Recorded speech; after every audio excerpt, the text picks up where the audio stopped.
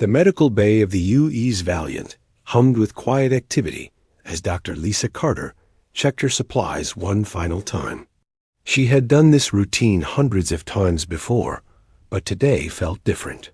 Today they were heading to the surface of Kepler 442b, a contested moon where two alien races had been fighting for months. The Zephyrians and Korath had finally agreed to a prisoner exchange, and the humans were there to provide medical support to anyone who needed it. Lieutenant Commander Jake Morrison walked through the medical bay, his boots making soft sounds on the metal floor. He watched his team repair their equipment with practiced efficiency. Sergeant Amy Brooks was organizing trauma kits, while Corpsman Danny Walsh ran diagnostics on the portable medical scanners. These were good people, Jake thought. They had volunteered to help wounded soldiers from species they had never met before, asking nothing in return except the chance to save lives. "Remember, everyone," Dr. Carter said as she sealed the last medical case. "We are neutral. We treat anyone who needs help, regardless of which side they fight for. The red cross on our uniforms means something. It means we are here to heal, not to harm." Amy looked up from her supplies. "Doctor, what if they don't understand what the Red Cross means? These aliens have never seen humans before this conflict started." "Then we show them," Dr. Carter replied with a gentle smile. "Actions speak louder than symbols. When they see us helping their wounded, they will understand." The transport ship shook slightly as it entered the moon's atmosphere. Through the small windows, Jake could see the brown and orange surface of Kepler 442b growing larger. Smoke rose from several locations where battles had been fought. This moon had strategic value for both alien races, sitting at the edge of a mineral-rich asteroid field. The fighting had been brutal. Danny checked his medical scanner one more time. "I still can't believe we're doing this. 6 months ago, we didn't even know these species existed. Now we're going down there to patch up their soldiers." "That's what medics do," Jake said firmly. "We don't ask who you are or why you're fighting. We ask where it hurts and how we can help." The landing site was a flat area between the two army camps, neutral ground, supposedly safe for everyone. As their transport touched down, Jake could see the alien forces gathering on opposite sides of the clearing. The Zephyrians stood tall and thin, their blue-green skin shimmering in the alien sun. Their large eyes seemed to take in everything at once. On the other side, the Korath waited in their heavy armor. Even from a distance, Jake could see they were built like tanks, broad and powerful, with thick gray skin. "Stay close to the medical supplies," Jake told his team as they walked down the transport ramp.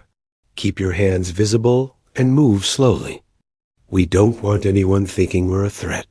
The prisoner exchange was set to happen in the center of the clearing.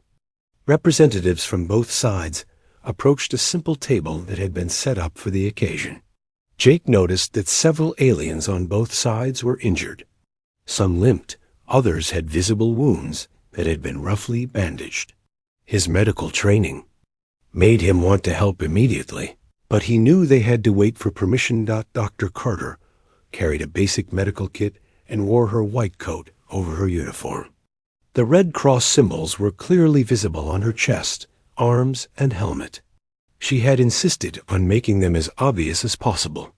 Medical neutrality only works if everyone can see that you're medical personnel, she had explained during their briefing. The prisoner exchange began slowly. Each side brought forward soldiers they had captured, wounded men and women who looked tired and scared. Jake watched as a young Zephyrian soldier was helped forward by 2 Korath guards. The alien was clearly in pain, holding his left arm against his body in a way that suggested a serious injury. Dr. Carter stepped forward, her medical instincts overriding diplomatic caution. "That soldier needs medical attention," she said to no one in particular, but loud enough for the translators to pick up her words. The Korath war captain, A massive alien whose armor bore the scars of many battles turned to look at her. His name was Thexvor, according to the briefing materials, and he commanded this sector of the Korath forces. His small eyes focused on Dr. Carter with obvious suspicion. "Human healer," Thexvor said through his translator device. "You will not touch Korath prisoners." "I'm not here for any side," Dr. Carter replied calmly. "I'm here to help anyone who is hurt. That soldier needs treatment for what looks like a fractured arm." She took a step toward the injured Zephyrian, her medical kit in hand. The alien looked at her with hope in his large eyes. Dr. Carter had treated injured Zephyrians before, and they had always been grateful for human medical care. "Stop," Thexvor commanded, but Dr. Carter continued walking toward the wounded soldier. "I'm a doctor," she said without looking back. "This is what doctors do." Jake felt his stomach tighten as he watched the scene unfold.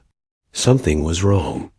The way Thexvor was standing, the tension in his massive frame, the way his hand moved toward his weapon. "Lisa," Jake called out, but it was too late. Thexvor raised his plasma rifle and struck Dr. Carter across the head with the weapon's stock. The sound of the impact echoed across the clearing like a gunshot. Dr. Carter crumpled to the ground, her medical kit spilling its contents across the dirt. For a moment, nobody moved. The injured Zephyrian soldier stared down at the unconscious human doctor. The other prisoners looked shocked. Even the Korath soldiers seemed surprised by their commander's action. Then Jake was moving, his team right behind him. They reached Dr. Carter in seconds, Danny already scanning her with his medical equipment while Amy checked her pulse. Blood ran from a cut on her forehead, and she was completely unconscious. "Severe concussion," Danny reported, his voice tight. "With controlled anger. Possible skull fracture. We need to get her back to the ship now." Jake looked up at Thexvor, who stood over them like a mountain of armor and rage. The alien's translator crackled as he spoke. "Human healers will learn their place. You do not touch what belongs to Korath." "She was helping someone," Jake said, his voice dangerously quiet. "She is a medic." She was clearly marked as medical personnel. "I care nothing for your symbols," Thexvor replied. Jake stood slowly, his eyes never leaving the massive alien's face. Around the clearing, other humans were watching the scene unfold. Security drones recorded everything from multiple angles. The alien representatives from both sides seemed frozen, unsure of what to do. "Amy, Danny, get the doctor back to the transport," Jake ordered. "Now." As his team carefully lifted Dr. Carter onto a stretcher, Jake continued to stare at Thexvor. The alien commander seemed pleased with himself, as if he had won some kind of victory. He had no idea what he had just done. The other humans in the clearing watched their injured comrade being carried away. Their faces showed the same expression Jake felt building inside himself, something cold and calculating that had nothing to do with medicine and everything to do with protection. Dr. Carter had been clearly marked as a non-combatant. She had been trying to help a wounded prisoner. She had been doing exactly what medics were supposed to do, and she had been attacked for it. Jake activated his communication device as the transport, carrying Dr. Carter, lifted off toward the medical ship. "In orbit. Command, this is Morrison. We have a situation." The footage spread through human space faster than anyone thought possible. Within 6 hours of the incident on Kepler 442b, every human military base, medical facility, and civilian colony had seen the recording. The image was burned into their minds. Dr. Lisa Carter, clearly marked with medical symbols, being struck down while trying to help a wounded prisoner. Admiral Patricia Stone sat in her office aboard the medical command station orbiting Earth, watching the footage for the 20th time. Each viewing made her angrier, but she kept her expression calm. Around her desk sat the heads of every major medical command in human space, their faces showing the same controlled fury she felt. "They touched our medic," Admiral Stone said quietly. And everyone in the room understood exactly what that meant. Captain Rick Thompson of the U.E.'s Nightingale received his orders while his hospital ship was docked at Titan Station. He had been planning to take his crew on leave after 6 months of treating wounded colonists near the frontier. Those plans changed the moment his communication system chimed with priority orders from Medical Command. "All leave is canceled," he announced to his senior staff. "We deploy in 4 hours. Dr. Helen Martinez looked up from the patient files she had been reviewing. "Where are we going, Captain?" "Kepler Sector," Rick replied. "Full medical deployment. Bring everything." As same orders went out across human space. The U's Mercy, commanded by Colonel Paul Jenkins, changed course from a supply run to join the growing fleet. Medical ships that had been scattered across. Dozens of systems began moving toward the same destination. Transport vessels loaded with medical supplies, field hospitals, and specialized equipment launched from every major human world.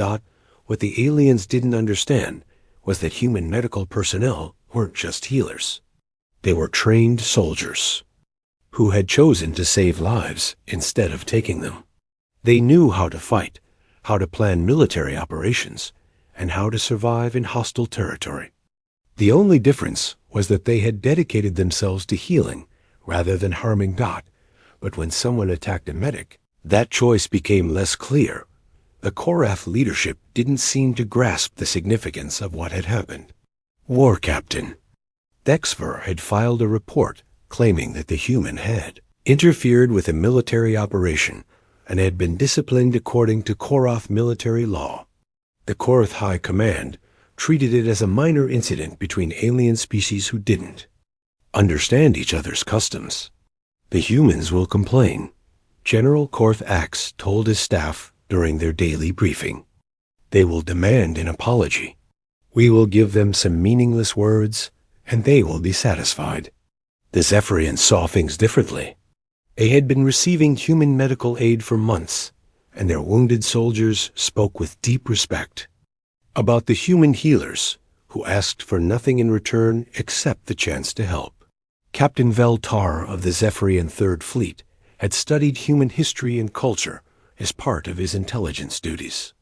"We should withdraw our forces from Korath territory," he advised his commanders. "The humans are going to respond to this attack, and we don't want to be caught in the middle." "Respond how?" asked General Silvana. "They are healers, not warriors." Captain Veltar pulled up historical records on his display screen. "These are the same humans who fought wars against each other for thousands of years before they reached the stars. They know how to fight, General. They just chose to heal instead. But when someone attacks their medical personnel, they consider it the worst possible violation of the laws of war." Meanwhile, aboard the medical frigate UE Sanctuary, Dr. Carter lay unconscious in the intensive care unit. Nurse specialist Kevin Park monitored her vital signs around the clock while neurosurgeon Dr. Rachel Green performed delicate surgery to repair the damage to her skull. The entire medical staff treated her with the reverence usually reserved for fallen heroes. Word of her condition spread through the medical fleet, now assembling in space. Every doctor, nurse, medic, and hospital corpsman in human space knew her name. They knew she had been trying to help a wounded enemy soldier when she was attacked. They knew she had been clearly marked as medical personnel. They knew the attack had been unprovoked and brutal. Lieutenant Commander Jake Morrison stood beside Dr. Carter's bed, his hands clenched into fists. He had filed his report with command, but words on a screen couldn't capture the rage he felt.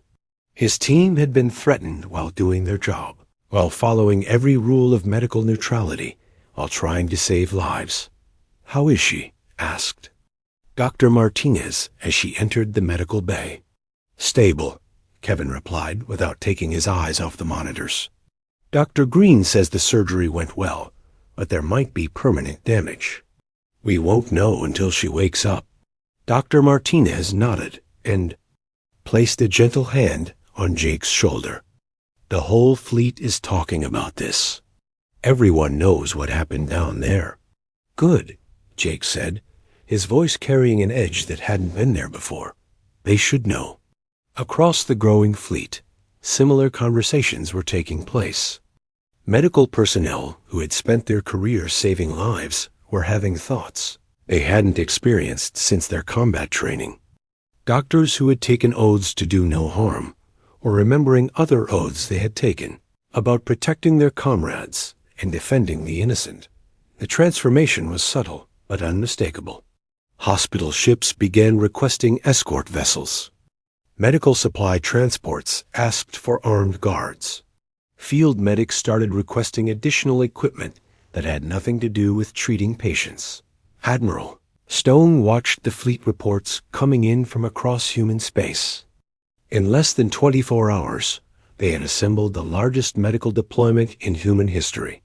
Ships, personnel, supplies, and equipment were converging on the Kepler sector from every corner of human territory. Admiral, her aide reported, the Koroth government is asking for a meeting. They want to discuss the incident. Tell them we'll talk when we're ready, Admiral Stone replied. Right now, we have medical personnel to deploy.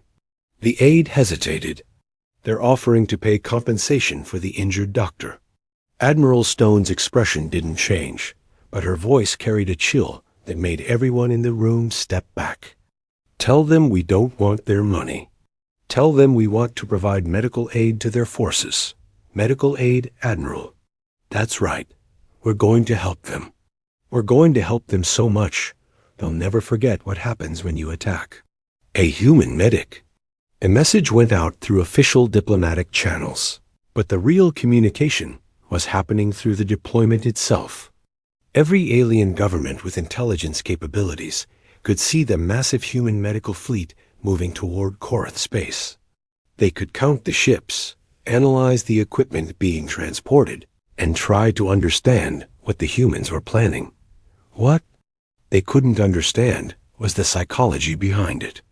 Humans had a saying that you didn't shoot the medic, that medical personnel were off limits even in the worst conflicts. It wasn't just a rule of war for humans. It was something deeper, something that connected to their most basic instincts. About protecting those who protected others, Dr. Carter stirred in her hospital bed, her eyes opening for the first time since the attack. Kevin immediately began checking her responses, while Dr. Green examined her pupils with a small light. Where am I? Dr. Carter asked weakly. You're safe, Kevin told her. You're aboard the sanctuary, the prisoner exchange. The wounded Zephyrian soldier. Did someone help him? Jake leaned forward so she could see his face. Don't worry about that right now, Lisa. Just focus on getting better. But the soldier was hurt. Someone needs to help him. Dr. Martinez smiled despite the seriousness of the situation. Even after being attacked while trying to help someone, Dr. Carter's first thought was still about her patient. That was what it meant to be a human medic, and that was why the entire human medical corps was mobilizing to make sure it never happened again.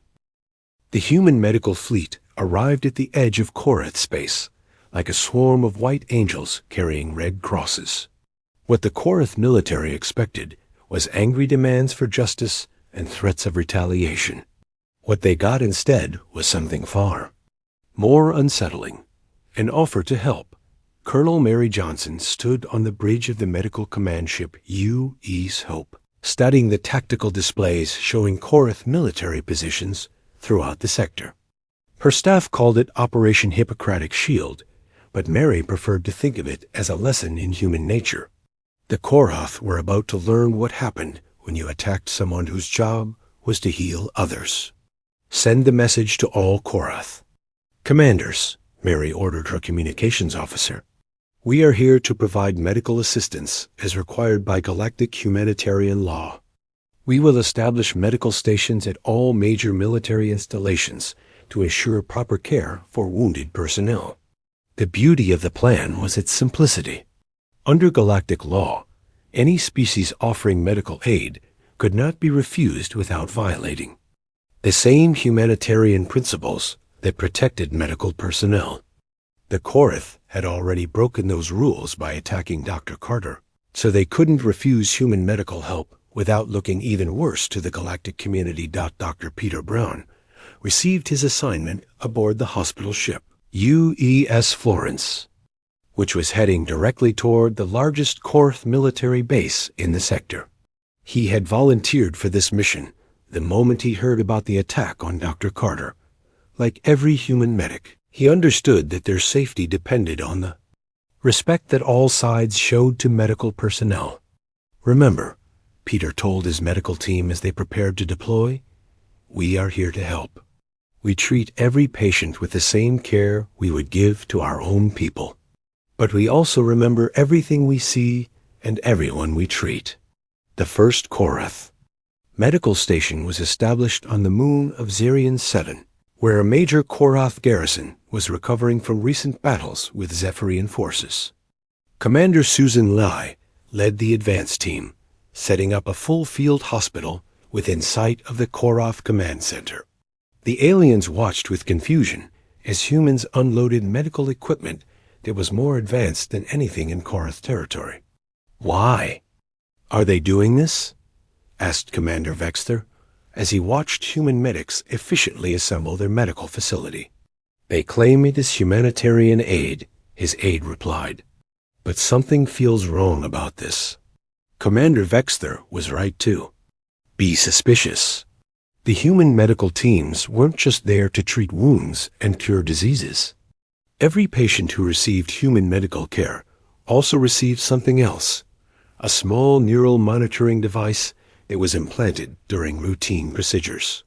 The devices were described as medical monitors to track patient recovery, but they were actually sophisticated tracking and communication systems. Lieutenant Carl White worked in medical intelligence, a branch of human military service that most aliens didn't know existed. His job was to coordinate with medical teams to gather information while they provided care. It was perfectly legal under galactic law, since the information was gathered during legitimate medical procedures. Patient 247 is a Korath Communications officer, Carl reported to his superiors. He received treatment for plasma burns and now has a full recovery monitor. We can track his location and monitor his communications. Excellent, came the reply. How many assets do we have now? Over 300 in the first week. Every Korath soldier who receives our medical care becomes a source of intelligence. They have no idea we can monitor their movements and communications through the medical devices. The Korath leadership was beginning to realize that accepting human medical aid came with unexpected consequences. General Korthax called an emergency meeting with his staff to discuss the growing human presence in their territory. They have established medical stations at every major base, his intelligence officer reported. Our soldiers are asking for human medical care because it is better than anything we can provide. But something is not right about this. What do you mean? General Korthax demanded. Our wounded soldiers are recovering faster than ever before, but they are also acting strangely. They seem to know things they shouldn't know, and they sometimes speak about topics they have never been briefed on. Dr. Jennifer Cole had developed the neural monitoring system that was being implanted in Korath patients. The devices were completely undetectable by Korath medical technology, and they provided a constant stream of information about their hosts. But Jennifer had also designed them with another capability that hadn't been activated yet. The devices can do more than just monitor, she explained to Admiral Stone during a secure briefing. They can also influence behavior and memory. If we need to, we can make our patients forget specific information or encourage them to take certain actions. Are you talking about mind control? Admiral Stone asked. More like gentle suggestion, Jennifer replied. We can't force anyone to do something against their fundamental nature, but we can influence their decision-making process. For example, we could make Korath soldiers less likely to attack medical personnel in the future. The implications were staggering. The humans hadn't invaded Korath territory with weapons and warships. Instead, they had used medical care as a way to gain access to every level of Korath society. Wounded soldiers, injured civilians, sick children, even high-ranking officers had all received human medical treatment and now carried human technology in their bodies. Captain Alex Turner led medical reconnaissance teams that had been mapping Korath installations through their medical assistance programs. His teams traveled freely throughout Korath space under the protection of medical neutrality, documenting military positions, communication networks, and strategic resources. We know more about Korath military capabilities than they know about themselves, Alex reported to his commanders. Every base we visit gets a complete medical survey, which happens to include detailed intelligence gathering. What about their defenses? Asked Colonel Johnson. We've treated soldiers from every defensive position in this sector. We know their weapons, their numbers, their supply routes, and their communication protocols. If we wanted to attack these positions, we could do it with perfect precision.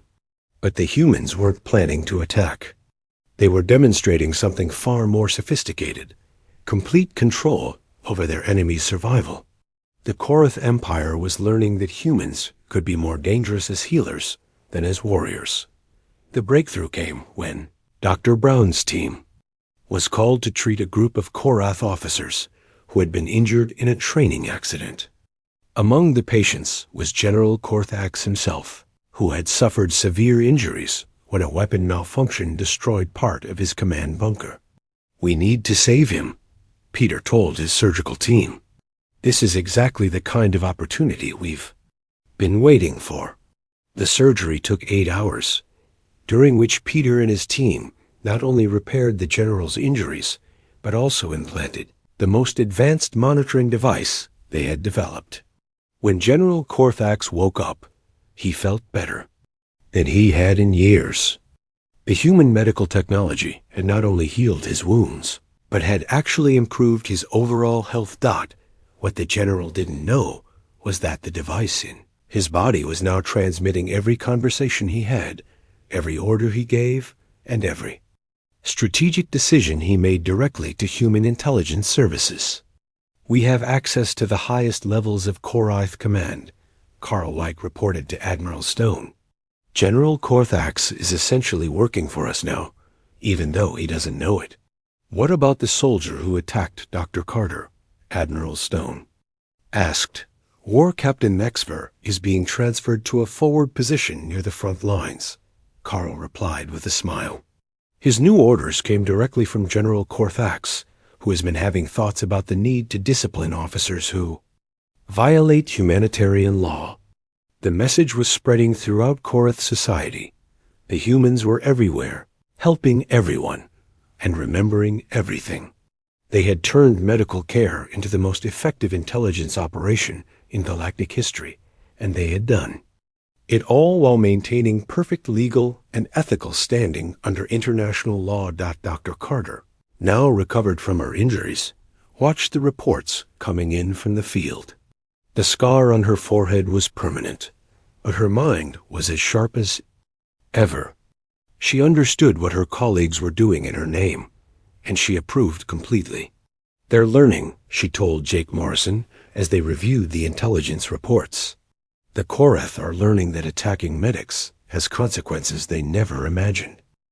3 months after the attack on Dr. Carter, the Korath Empire found itself facing an enemy unlike anything they had ever encountered. The humans didn't destroy cities or attack military bases. Instead, they had made themselves so essential to Korath's survival that removing them would cause the Empire to collapse from within. Medical Coordinator Nancy Davis stood in the command center of the U.S. Mercy, watching status reports from medical stations across Korath space. Every major population center now depended on human medical technology and expertise.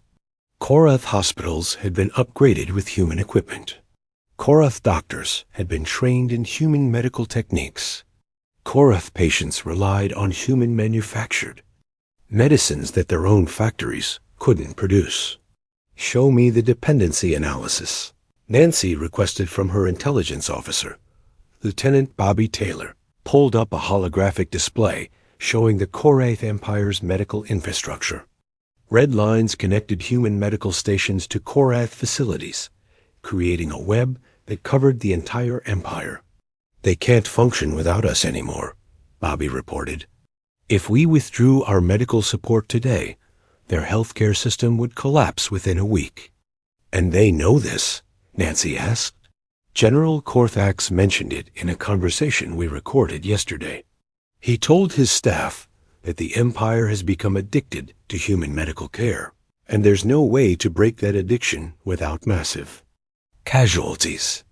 The genius of the human strategy was becoming clear to alien observers throughout the galaxy. The Zephyrians had withdrawn their forces from Korath territory weeks earlier, sensing that something unprecedented was about to happen. Other species watched nervously as the humans demonstrated a form of warfare that didn't involve weapons or destruction, but was somehow more terrifying than traditional military conquest. Captain Steve Roberts worked in the Medical Ethics Division, a unit that most people didn't know existed until the Korath crisis began. His job was to ensure that human medical operations remained technically legal and ethical under galactic law, even when they served military purposes.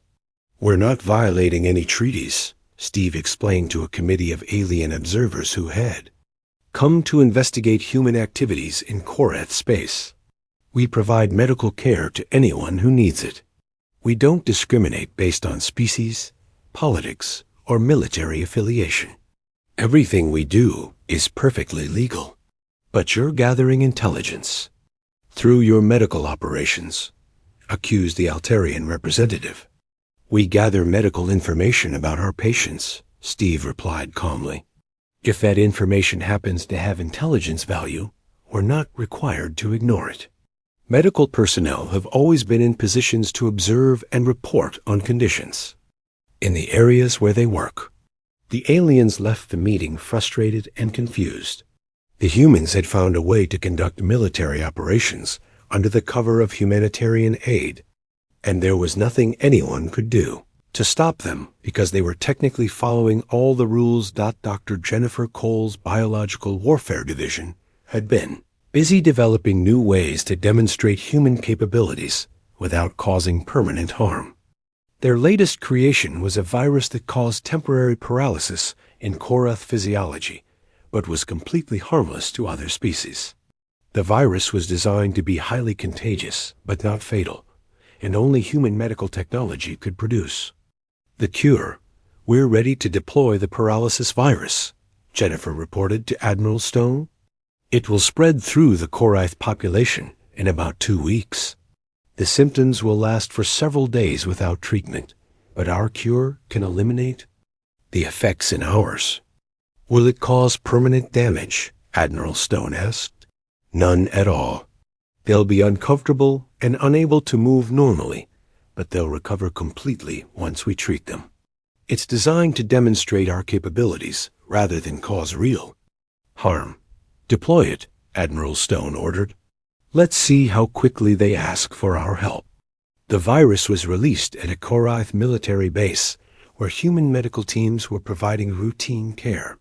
Within days, it had spread to nearby civilian populations. Korath citizens woke up to find themselves unable to move their arms and legs properly. Simple tasks like walking or holding objects became almost impossible. Panic spread faster than the virus itself. Korath medical facilities were overwhelmed with patients they couldn't help.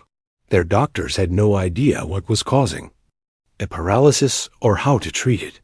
Emergency broadcasts went out across the empire asking for any available medical assistance. The human response was swift and efficient. Medical teams that had been treating minor injuries and routine illnesses suddenly found themselves dealing with a planetary medical emergency. They worked around the clock to distribute the cure, treating thousands of Korath patients with the same dedication they had shown from the beginning. Major Chris Evans led one of the surgical teams that had been treating high-ranking Korath officials. His patients included military commanders, government officials, and business leaders who now carried human medical devices in their bodies. These devices provided constant monitoring of their health and behavior, but they also served another purpose that was becoming clear to Korath intelligence services.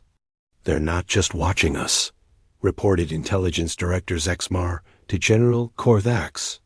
"The devices in our bodies are influencing our decisions. Officers who have been treated by human doctors are making choices that benefit human objectives." "What kind of choices?" the general demanded. "Military strategies that leave our forces vulnerable to human observation. Trade agreements that favor human interests. Personnel decisions that promote officers who are friendly to human presence. It's subtle, but the pattern is clear." General Korthax felt a chill as he realized what this meant. The device in his own body had been influencing his thoughts and decisions for months. Orders that he had believed came from his own strategic thinking had actually been guided by human technology. "Can we remove the devices?" he asked. "Not without killing the patients," Zexmar replied. "The devices are integrated with their nervous systems. Human doctors designed them to be permanent. The paralysis virus had served its purpose perfectly. It demonstrated that humans could create medical problems that only they could solve, and it showed how quickly the Korath Empire had become dependent on human medical support. When the crisis began, human medical teams were already in position throughout Korath space, ready to provide the cure to anyone who needed it. But the virus also served as a warning. If humans could create a harmless condition that paralyzed the population, what else could they do? What if the next virus wasn't designed to be temporary? What if the human doctors decided to withdraw their support entirely? Nancy Davis watched the reports coming in from across the Empire. Korath civilians who had been cured of the paralysis virus were expressing gratitude to their human doctors. Children who had been treated were asking their parents why humans were so much better at medicine than Korath doctors. Military officers were quietly wondering if their empire had made a terrible mistake when War Captain Vexfer attacked Dr. Carter. "The psychological impact is exactly what we hoped for," Nancy reported to Admiral Stone. "The Korath population is beginning to see humans as their protectors rather than their enemies. They trust us more than they trust their own medical system." "What about their leadership?" Admiral Stone asked. "They're terrified," Nancy replied with satisfaction. "They know we could shut down their entire civilization just by withdrawing our medical support. They know we can make them sick and then cure them at will. They know we're monitoring everything they do and influencing their decisions." The message was spreading throughout the galaxy. Humans were the most dangerous species anyone had ever encountered, not because they were violent, but because they had found ways to control their enemies without firing a shot. They had turned healing into a weapon, medical care into conquest, and humanitarian aid into the most effective form of warfare ever developed. Dr. Carter. Read the reports from her office aboard the UES Sanctuary, where she was now coordinating medical operations across 3 sectors. The scar on her forehead had become a symbol of human determination to protect their medical personnel. Every human medic in the galaxy knew her story, and every alien government was learning what happened when humans decided to demonstrate their true capabilities. "They're asking for a meeting," Jake Morrison told her as he brought in the latest communication from Korath leadership. "Let them ask," Dr. Carter replied. "We'll meet with them when we're ready, and not before."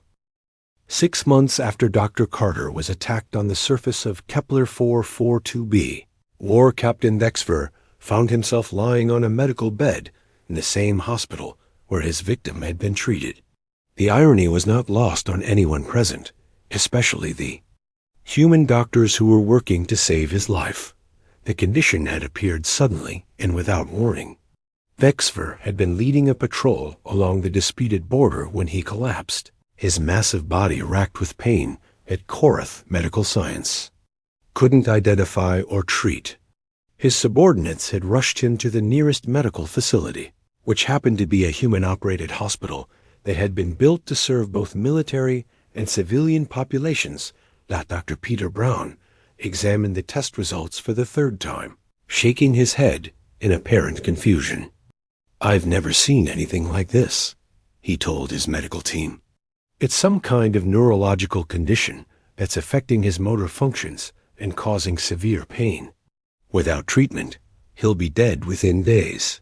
What Dr. Brown didn't mention was that the condition wasn't natural. It was the result of a targeted biological agent that had been designed specifically for Vexfer's genetic profile. The agent had been introduced through the water supply at his base, but it only affected individuals with his exact DNA signature. To everyone else, including his fellow Korath soldiers, it was completely harmless. Admiral Stone had personally approved the development of the biological agent after months of careful consideration. "We're not assassinating him," she had explained to her staff. "We're creating a situation where he needs our help to survive. He struck one of our medics while she was trying to save someone else's life. Now he gets to experience what it's like to depend on human medical care for his own survival." The news of Vexfer's condition spread quickly through both human and Korath communication networks. For the humans, it represented perfect justice. The alien who had attacked their medic was now completely dependent on human medicine to stay alive.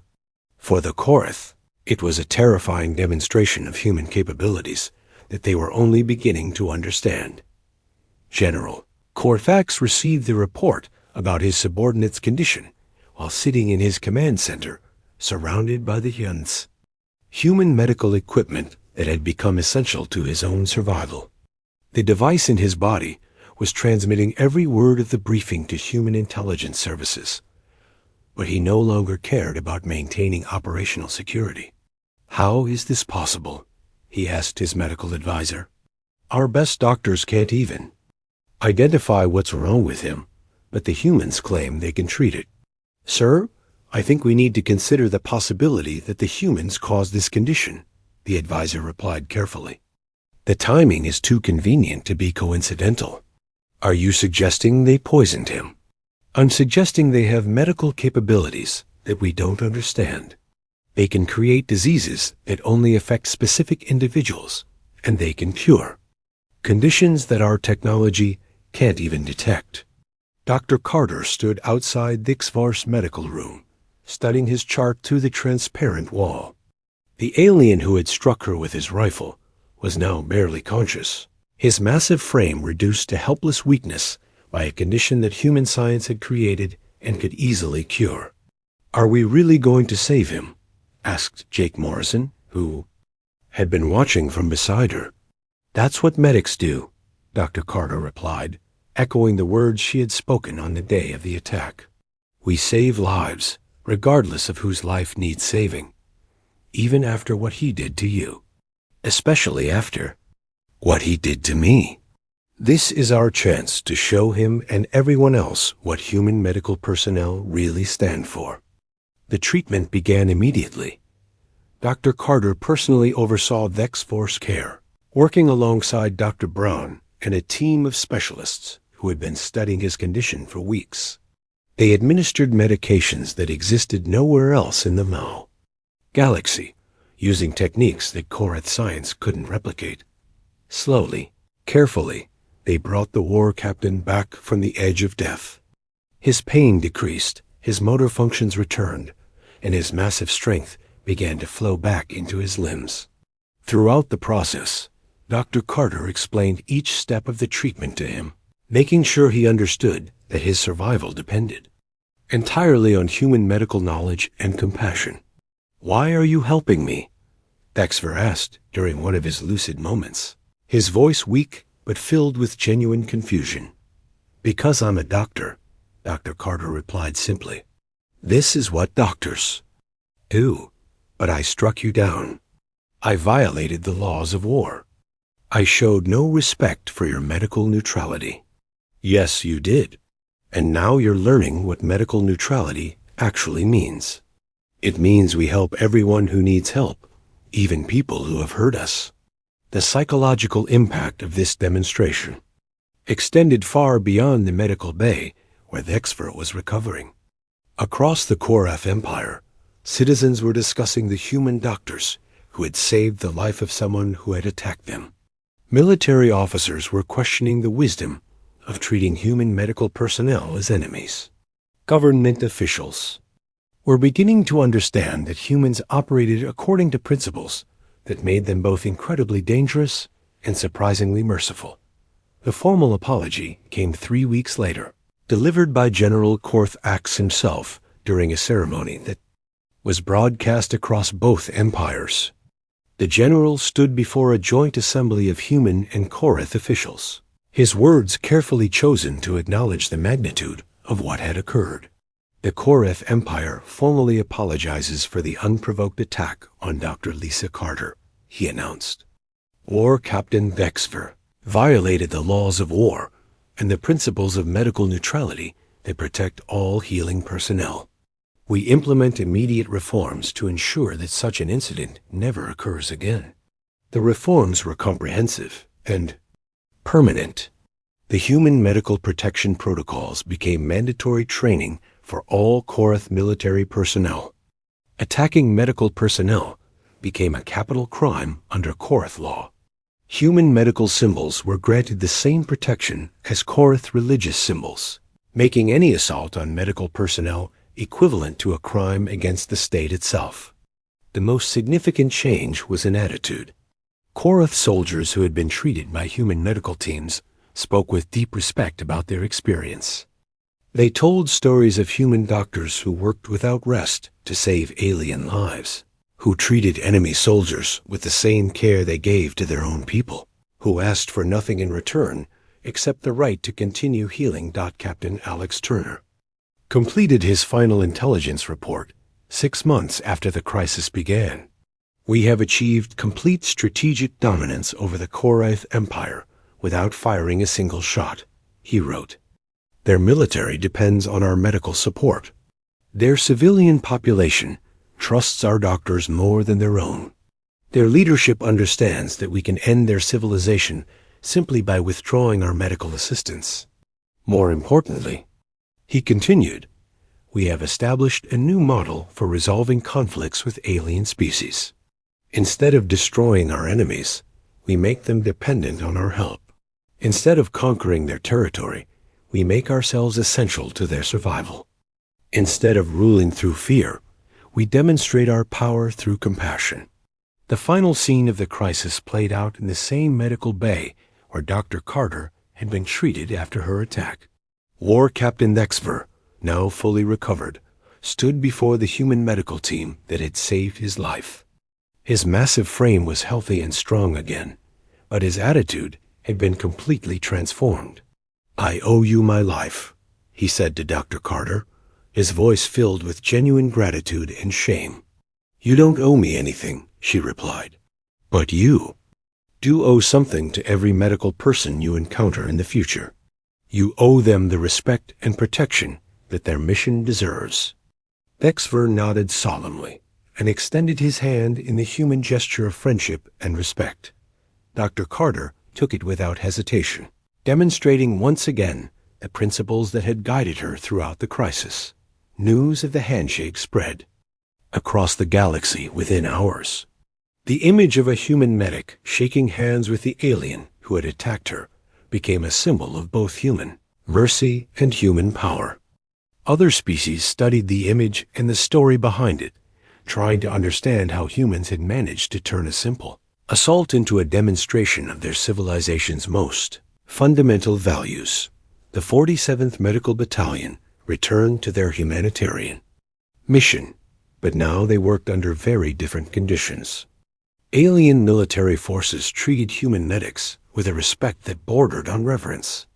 No one wanted to be responsible for triggering another demonstration of what humans could accomplish when their medical personnel were threatened. Dr. Carter kept the scar on her forehead as a reminder of what had happened and what had been learned. Sometimes she touched it while working, remembering the moment when everything changed and the galaxy discovered that humans could be more dangerous as healers than as warriors. The lesson was clear and would be remembered for generations. Humans made excellent allies and terrible enemies, but threatening their medics transformed them into something altogether more dangerous. Surgically precise protectors who could end conflicts without violence and win wars without battles.